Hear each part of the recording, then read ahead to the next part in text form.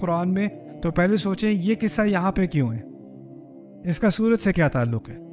اللہ تعالیٰ ایک کنیکشن بنا رہے ہیں اس چھوٹے سے پیس کا باقی سورت سے، اور یہی ہے تدبر کا عمل کہ ہم دیکھیں اللہ تعالیٰ نے جو چیزیں ساتھ جوڑی ہیں وہ ایسے کیوں جوڑی ہیں، اس کا کیا ایکشن ہے۔ یہاں پر اللہ تعالیٰ کہہ رہے ہیں ان اللہ لا یستحیی ان یضرب مثلا ما بعوضۃ فما فوقها، اللہ تعالیٰ کو کوئی استحیاء نہیں ہے، کوئی وہ اپنے ہاں عیب نہیں دیکھتے کہ وہ ایک مکھی کی مثال بھی دے دیں یا مچھر کی مثال بھی دے دیں یا اس سے بھی کوئی گئی گزری۔ تو جو ایمان رکھتے ہیں وہ جانتے ہیں کہ یہ اللہ تعالیٰ کی طرف سے حق ہے، اور جو نہیں رکھتے وہ کہتے، جو کفر والے ہیں وہ کہتے ہیں اللہ کی کیا مراد تھی اللہ کی اس سے ایسی مثال دینے سے۔ یضل به کثیرا وما یضل به ویہدی به کثیرا، اسی مثال کے ذریعے بہت ساروں کو گمراہ ہونے دیتا ہے، بہت ساروں کو ہدایت دیتا ہے، سوائے فاسقوں کے کسی کو گمراہ نہیں ہونے دیتا۔ الذین ینقضون من عہد اللہ من بعد میثاقہ، جو اللہ کے عہد کو توڑتے ہیں۔ اچھا، اللہ نے مثال دی، پھر کہا وہ بہت ساروں کو ہدایت دیتا ہے، انہوں نے اللہ سے کیے ہوئے وعدے کو توڑا۔ تو کوئی کافر اگر سن رہا ہو اللہ سے کیے ہوئے وعدے کو توڑا، اس کے ذہن میں کیا سوال آئے گا؟ میں نے کب وعدہ کیا تھا؟ اللہ کہہ رہا ہے میں ایسے فاسقوں کو گمراہ کروں گا جنہوں نے اللہ کے وعدے کو توڑا۔ کافر کہے I never promised anything، میں نے کب کیا تھا؟ تو اب یہ بات کرنے کے بعد کہا تم کیسے کفر کر سکتے ہو اللہ پر، تم مرے ہوئے تھے، پھر تمہیں زندہ کیا، پھر تمہیں موت دے گا، پھر تمہیں زندہ کرے گا، پھر تم اس کے پاس واپس جاؤ گے۔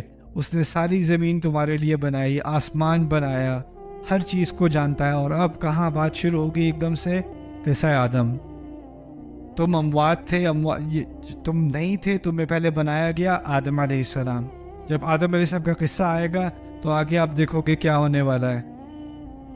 اللہ تعالیٰ ان سے وعدہ لیں گے اما یأتینکم منی ھدی، پہلے کہا تھا جو وعدہ لیا گیا تھا اس کو وہ توڑتے ہیں، یہ فاسق ہیں جو وعدہ کیا ہوا توڑتے ہیں۔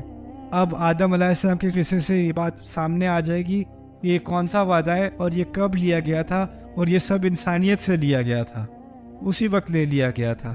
ایک کنیکشن بنا دیا جاتا ہے، اور پھر اب سمجھ میں آتا ہے کہ اس قصے کا اور ان معلومات کا یہاں پہ کیوں ذکر ہو رہا ہے۔ پھر اسی طرح کہا تھا جب مثال دیتے ہیں تو کیا کہتے ہیں، اس مثال کی کیا تک بنتی ہے، یہ تو ہمیں سمجھ ہی نہیں آ رہی۔ یہی کہا تھا نا، اللہ تعالیٰ نے آدم کو بنایا، فرشتوں نے کیا پوچھا، اسے کیوں بنا رہے ہیں، یہ تو خون بہائے گا، اس کا کیا مقصد ہے؟ ایک کامن تھریڈ آ گیا دونوں کے درمیان۔ یہ واقعہ کہ فرشتوں نے پوچھا کہ کیوں بنایا ہے، یہ اور مقامات پر 7 مقامات پر آدم کے قصے کا ذکر ہے، وہاں اس بات کا ذکر نہیں ہے، صرف خاص یہاں پر ہے۔ اور یہاں جو پہلے کہا تھا نا، اللہ کوئی بات بتاتے ہیں جس کے دل میں عیب ہوتا ہے، کوئی اس کے فسق ہوتا ہے، فسوق ہوتا ہے، وہ اس کو کویشچن کرتا ہے کہ اس کا کیا مقصد ہو سکتا ہے، لیکن اس کا مطلب یہ نہیں ہے کہ تم کوئی بھی سوال نہیں پوچھ سکتے۔ اگر فرشتوں کو کوئی بات سمجھ نہیں آئی تو انہوں نے اچھی نیت سے پوچھ لیا، تو اگر غلط طریقے سے پوچھنا فسوق ہے تو اچھے طریقے سے پوچھنا وہ تو فرشتوں کی سنت ہے۔ ان کو کوئی سمجھ بات نہیں ہے، انہوں نے پوچھ لی، انہوں نے کہا آپ ڈالیں گے زمین پر ایسا جو خون بہائے گا، جو فساد کرے گا، یفسد فیہا ویسفک الدماء ونحن نسبح بحمدک ونقدس لک۔ پھر دیکھنا پہلے کہا تھا، یہاں پر دیکھنا اللہ نے ساری چیزیں بنائی، آسمان بنایا، زمین بنایا، اور کہا وَهُوَ بِكُلِّ شَيْءٍ عَلِيمٌ، وہ ہر چیز جانتا ہے، اللہ ہر چیز جانتا ہے۔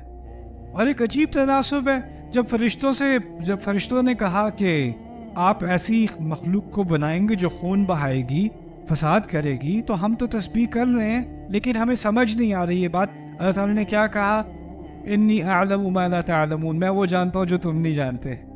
اس سارے قصے کے شروع ہونے سے پہلے کیا کہہ دیا تھا، وہ ہر چیز کو جانتا ہے۔ اور پھر کہا کبھی کبھی اہل ایمان، جیسے فرشتے بھی اہل ایمان ہی ہے نا، کبھی کبھی ان کو بھی کوئی بات سمجھ نہیں آتی تو ان کو بھی بتانا پڑتا ہے میں وہ جانتا ہوں جو تم نہیں جانتے۔ تو قصے کا ایک کنیکشن بنتا ہے۔